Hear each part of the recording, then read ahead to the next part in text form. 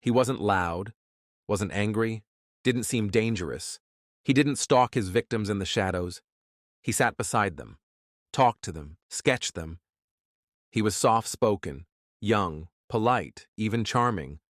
But the men he drew, they ended up dead. Some in the sand, some in the park. Some in places no one ever expected to find bodies at all. He wasn't a monster in the way people imagined. He didn't wear a mask or carry a chainsaw. He didn't sneak in through windows. He smiled. He held a pen.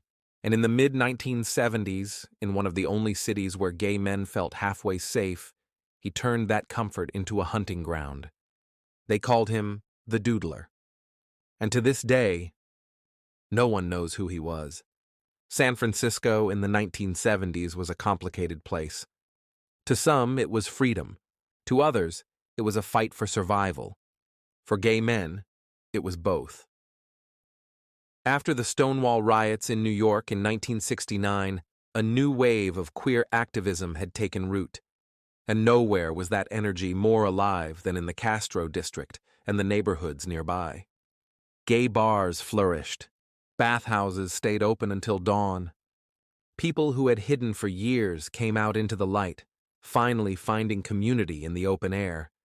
But it was still America, and it was still 1974. There were cops who didn't care, or worse, actively hated the people they were meant to protect. There were employers who would fire a man if they suspected he was gay. There were families who never spoke to their sons again after they came out. In that environment, freedom came with shadows, and predators knew where to lurk. It started quietly. On January 27, 1974, the body of Gerald Earl Kavanaugh was found on Ocean Beach, face up, fully clothed, wounds to his chest, back, and stomach. He had defensive cuts on his hands. He had tried to fight, but no one heard him. No one saw a thing. The waves didn't talk, and the fog on the beach swallowed everything.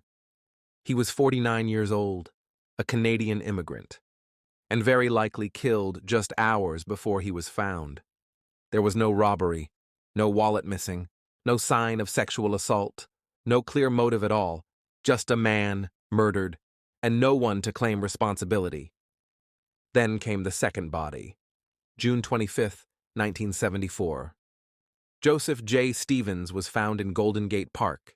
He was 27 years old, a female impersonator, a local performer and beloved member of the scene. He'd last been seen at a nightclub in the Tenderloin, then vanished, found with stab wounds, no suspects, no witnesses. His death shocked the community, but it didn't make the front page. Then came Klaus Christmann, July 7th, 1974. A German national, married, 2 children. His throat had been slashed, his body stabbed over a dozen times.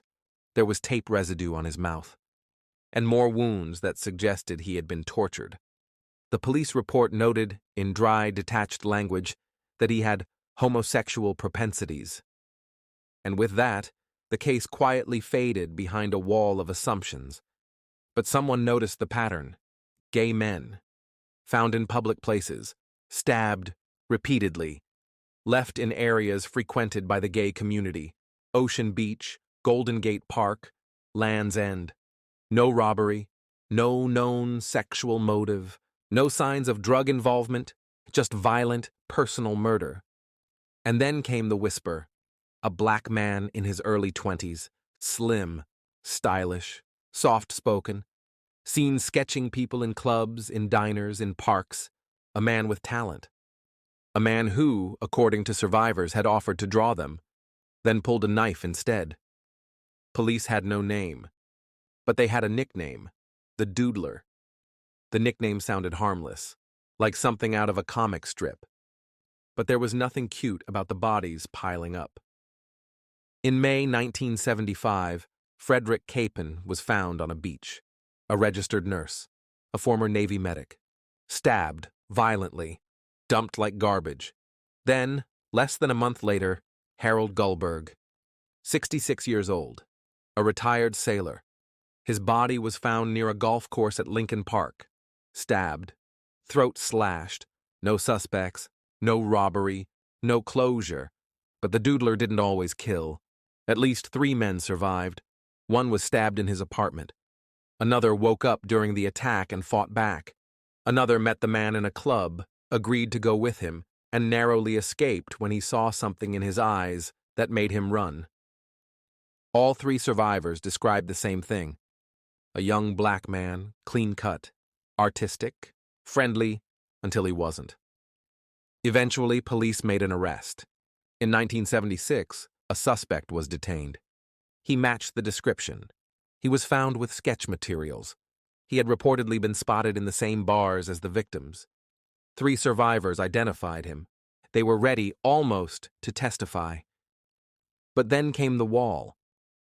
The one built not by the killer, but by society itself. All 3 survivors were closeted. One was a well-known entertainer. Another was a diplomat. The third held a prominent public office. And none of them were willing to out themselves by testifying in open court. At that time, being outed could cost you everything: a job, a career, a family, your safety. So they stayed silent, and the man walked free. Police never charged him, never named him. He faded into anonymity. And the case went cold. The Doodler killings were forgotten. They weren't featured on the news. They weren't part of public conversation. They didn't spark outrage. Why? Because the victims were gay. Because the survivors were afraid. Because society decided these murders didn't matter. In the 1970s, gay lives were seen as expendable, even in San Francisco.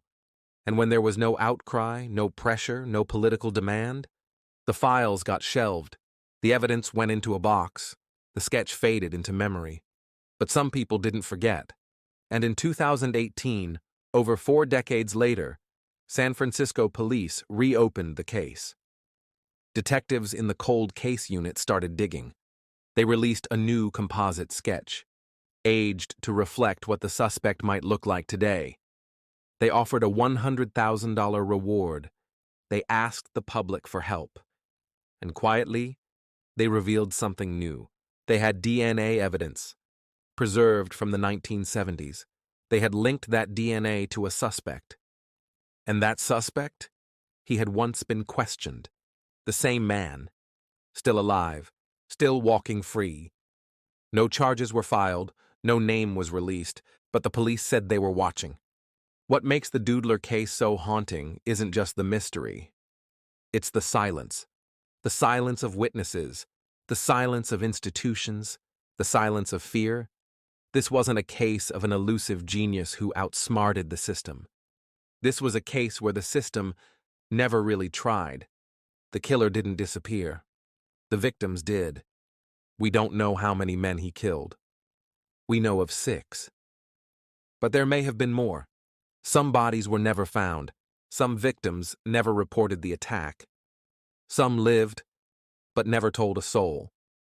What we do know is this: he targeted a vulnerable community. He used charm as a weapon. He sketched them, made them feel seen, then made them disappear. He's never faced justice. And somewhere out there, an old man, maybe in California, maybe elsewhere, still remembers the faces he drew and the lives he ended. Thank you for listening to The Lantern's Tale. Subscribe for more true stories, if you dare.